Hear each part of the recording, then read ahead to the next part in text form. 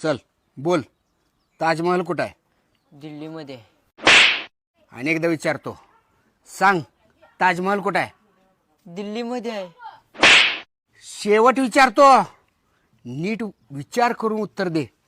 ताजमहल कुठं आहे? दिल्लीमध्ये आहे. तू शाळेत घालून तुला चूक झाली रे. थांब, तुझ्या मास्तरलाच फोन लावतो. हॅलो, हा हॅलो. मी शाळेचे शिक्षक बोलताय का? हो, मी शिक्षकच बोलतोय.